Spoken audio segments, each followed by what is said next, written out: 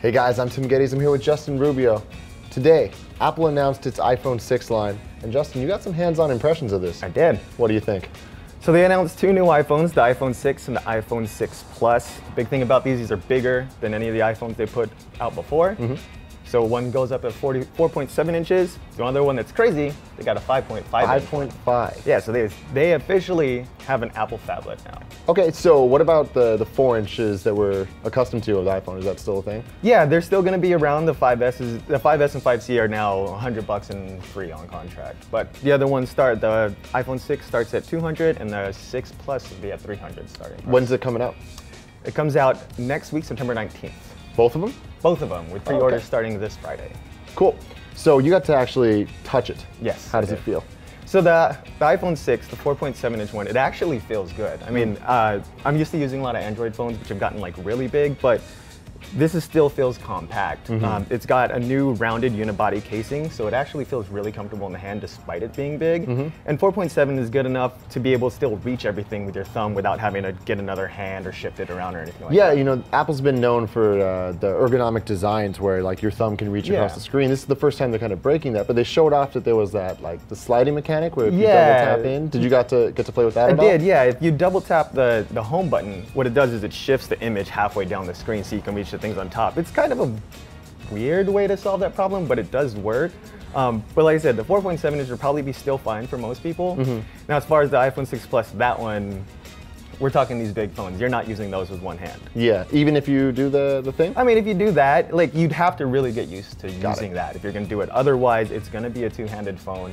One of the things they added with it is that actually now when you flip the iPhone 6 Plus on its side, it has a landscape view for certain so similar to the iPad. Yeah, right, exactly. So like the app menu, it'll change up to be that way. Your messages, your email, it'll show previews on the left side and all the contents on the right side. It actually works pretty well that way. Cool, so also we got updated screens. Yeah. How did they look? The screens still look good. I mean, they needed to going up to this size. The iPhone 6 Plus is now a 1080p screen. So straight native 1080, 1920 1080? Yeah. Awesome. The 6 is a little bit smaller, but you know what, like, it still works for that size. I mean, we're seeing phones, with Quad HT 1440p displays.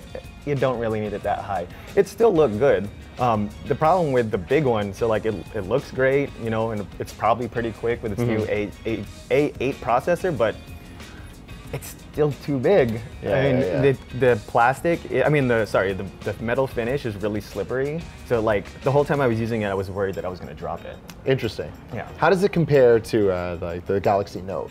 Yeah, so I use the Galaxy Notes and all those bigger phones. The size is similar. Like I said, the problem is the finish of the actual phone, how it feels in your hand. Like Samsung, as weird as it went to their leather backing, which it adds grip even though it's weird.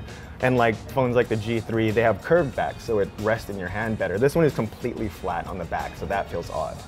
It seemed like they were really pushing the 6 Plus as the flagship model. Do you see that being true? I don't, just because it's still hard for people to be convinced to get giant phones today, even though there's a lot of them out now. I think the 4.7, especially for right now, will be the good transition for existing iPhone owners to move in that direction. And there's a lot of people who use Android who wish their phones weren't getting bigger and bigger, and they'll go back down to have that as an option. Because before, 4 inches was too small for Android users.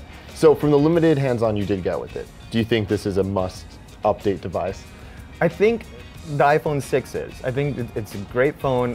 Apple they're good at refining the stuff. They've improved the processor, improved the camera, all that. Then that's fine. I think it's great. And I think it's not too much of a jump in size. That people still get used to it. Now, the Plus will it'll be like other giant phones. Like there'll be a group of people who like it, but there'll be a lot of people who just don't want to use a small tablet as their phone. Interesting. Now, one last thing, the Apple Pay. Did you get to play around with that at all? We didn't get to play with it. It's an idea that's kind of been around for a while. Like Google had something similar. But what's cool with Apple Pay is that it adds extra verification with Touch ID, which is something that other phones don't have.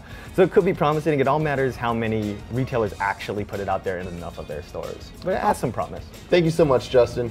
Everybody, stay tuned to IGN for everything you need to know about Apple and the iPhone 6.